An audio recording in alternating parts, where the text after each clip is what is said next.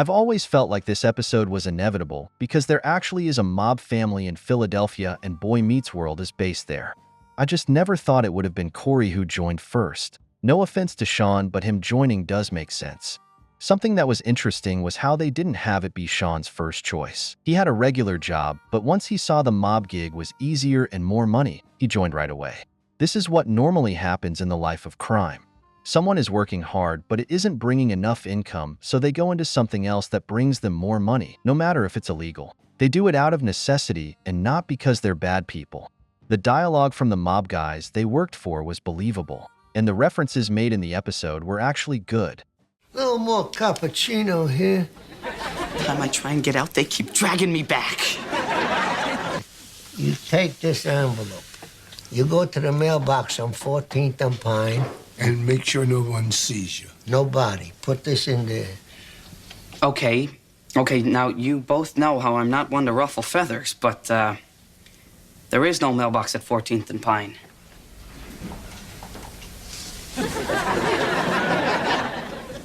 Today, there's gonna be a mailbox on 14th and Pine. And Mr. Fontaine is never wrong about mailbox placement. Okay. My point is that it was starting to feel more like a mob movie, but they still had to add the family-friendly element and made sure they made it aware that Shawn was only working for the mob so he could buy presents. Seeing Shawn buy Cory a watch engraved with his name was sweet to watch. At least he spent the money on his best friend, the person who he loved the most outside from his dad. When Cory goes to Shawn while Shawn is standing on a street, it's nice to see Cory go and try talking him out of it. The dialogue, however, gets a little woozy. Cory and Shawn agree that they got taken advantage by the Mafia men and that mob guys find a guy who feels like he's nowhere in life so they can make that person believe that where he should be is working for them.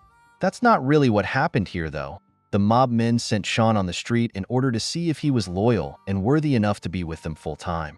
I don't think it mattered if you were nowhere in life or had everything in life. And I also don't think they would have killed Shawn on that street.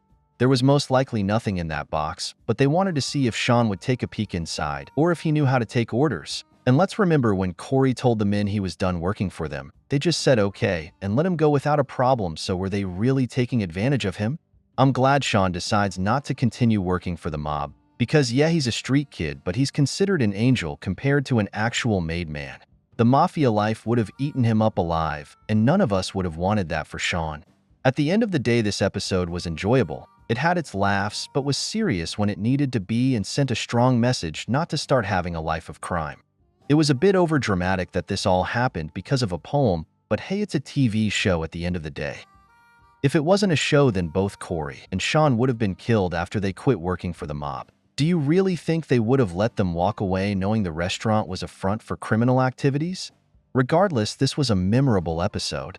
Let me know if you liked it, and did you appreciate the mob movie references?